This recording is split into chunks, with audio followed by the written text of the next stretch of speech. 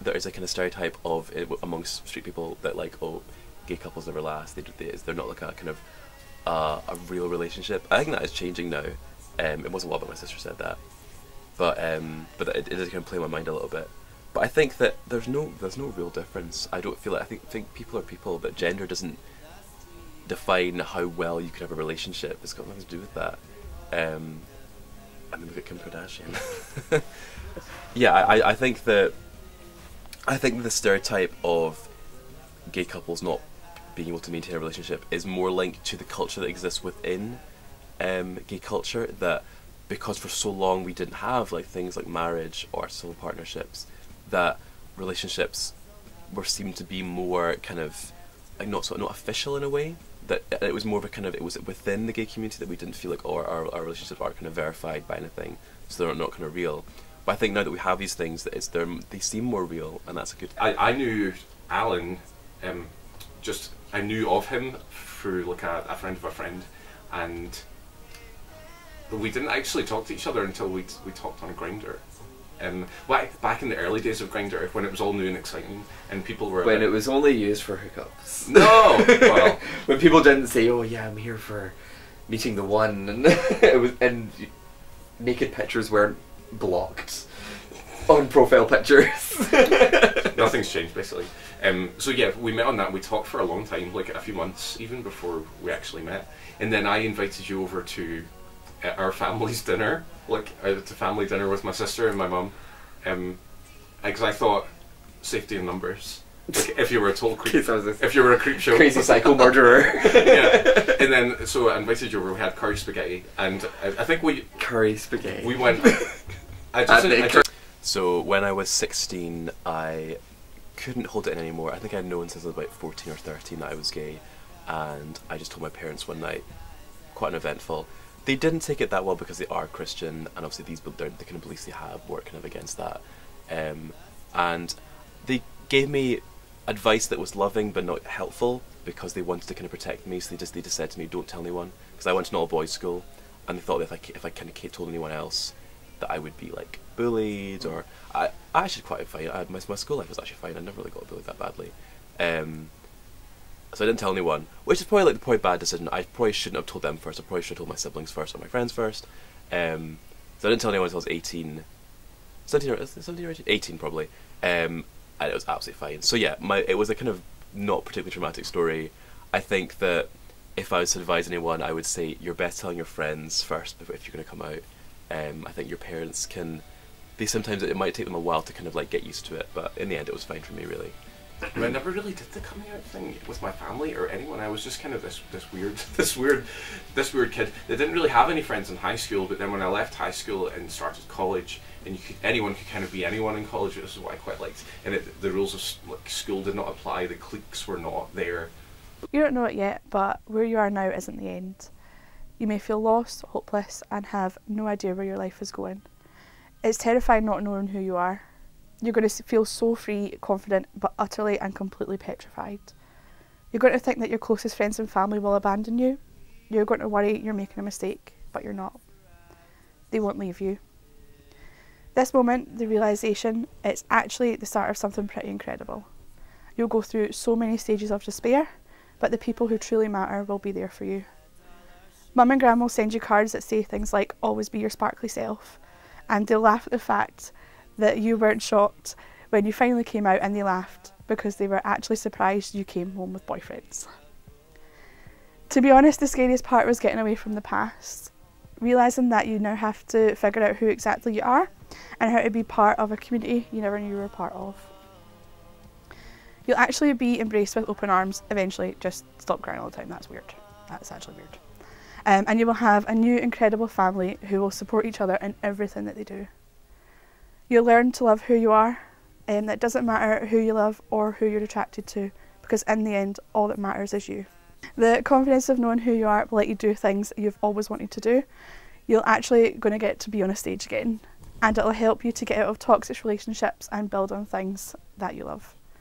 You'll be this confident, still weird, happy little human who never stops laughing and dancing. It's a strange feeling, and you won't know what to do with it.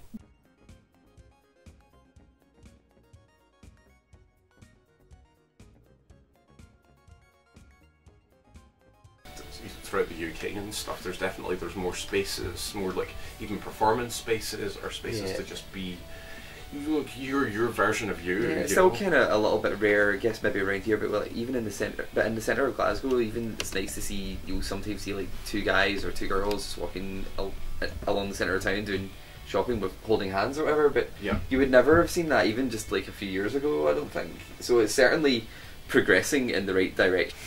But I feel like I can talk about trans rights because they are like, let's say, about 20 years behind the LGBT rights movement, and so we're still in the major shift now. Like, it's all happened in the last like 20 years for trans rights, basically.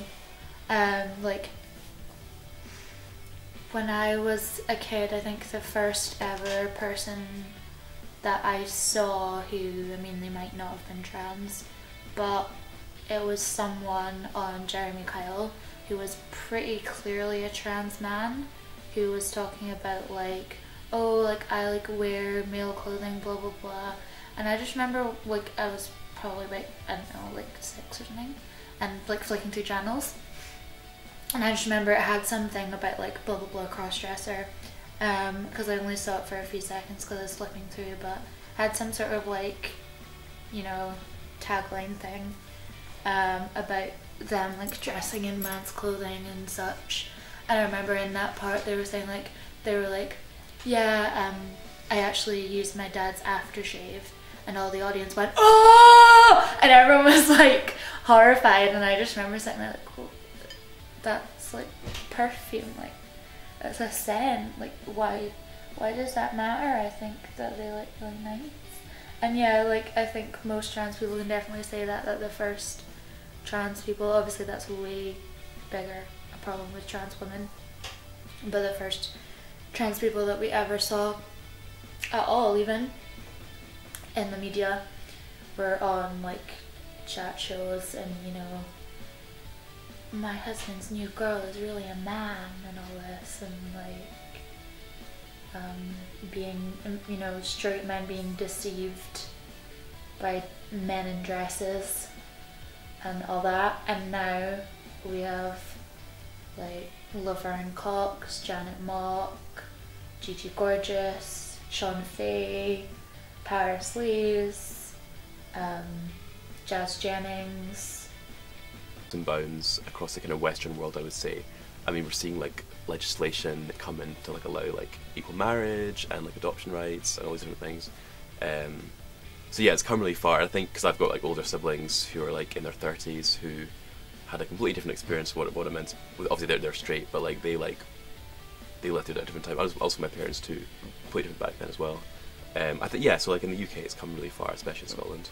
The fact that we're a little bit different to the norm, and not that there's not creativity and great things like that out there in predominantly straight cultures and stuff like that, but I feel like as being a part of a queer culture, especially like a queer kind of entertainment-y scene culture, the creativity and imagination and things like that knows no bounds. I would say Scotland is, I'm very privileged to live here. I think it's a great country to be gay. It has a government that's fully supportive of LGBT rights, and I think that it's a fantastic place, and it's continuously from a country that I think in some ways was once maybe more conservative or not so kind of forward thinking with their views on these things. I think it's come so far in quite a short period of time, and it shows how good the Scottish people are, that culturally that change has happened. So yeah, it's great. It was better than I expected, to be honest. Like, especially in Glasgow, actually, it's an incredible family, like, community. I've not met anybody that like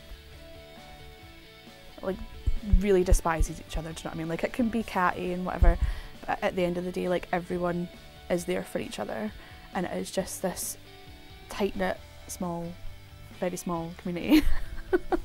Certainly way more accepted now than it's ever been. My concern with it is that a lot of people, which is a good thing, they just assume that everything's okay now and no homophobia and all that kind of stuff exists anymore, which is there's a half truth in that, which is fine.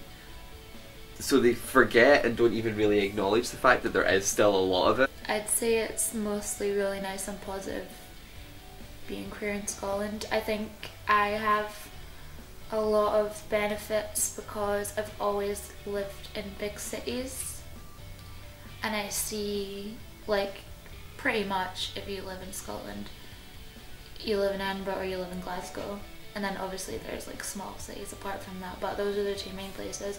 Apart from that, everything is so small. Pretty much everyone else just lives in little towns, and if you're gonna live there, you're gonna get homophobia, generally speaking. Like, all I hear about is kids who come from little towns who get a lot of homophobic abuse. Like, obviously it's not necessarily true for everyone, but it's like still kind of common because it is like a small place with Scotland overall, but like the life on the queer scene and all that is really great. Like, it's small but totally thriving and really passionate, and it's like there's upsides and downsides to it being such a small community. For me, there's like more ups than downs. I do actually quite like that you generally know, like, you kind of, everyone knows everyone, but then also obviously there's a bad side to everyone knows everyone, because, you know, that kind of is susceptible to more positive itchiness, and even just more like sameness, like don't really want to go to the same 2 or 3 places every single week, but generally people are absolutely lovely. Yeah. But I like her scene so much. I think it's quite exciting. There's so many different, very big characters in it. Yeah, you always say that what's happening locally more exciting than what seems to be happening on like the more mainstream. Oh, totally. Mainstream Well, like I would scenes. prefer to go and see. I would prefer to go and see Lacey Rain's next performance instead of maybe getting excited about a RuPaul's Drag Race queen coming over. It's just. I mean, that is still exciting. It's yeah, they're just always as an great example, to see, but yeah. Or like, do you know what I mean? I Yeah, just but think- I agree though. Like what Yeah. we're doing, because it is quite different and a little bit kind of niche compared to a lot of other scenes, and it makes it more exciting because you never know what you're going to see next. And then also you've got, if you're going to divide and conquer the different kind of drag nights that we have going, like, it's different kinds of drag. I was like, I want to try it being called he, and then someone who was like sort of helped me out called me he, like, in the third person, and it was like the most amazing feeling. It was like angels singing in your ears, like literally amazing. It was like the sun was shining. And here we are, nearly 6 years later. Is that right? Yep, and we're splitting up after this interview. Oh, I love being gay. I think it makes me special, and I think it's made me. I think it makes you more compassionate, because when you are different, you become more compassionate to those who are different and more loving. I think that's a good thing, and more like kind of accepting of difference of all sorts, whether it's of your sexuality or gender or race or just how you live your life, really. So many incredible people since coming out. It's really nice.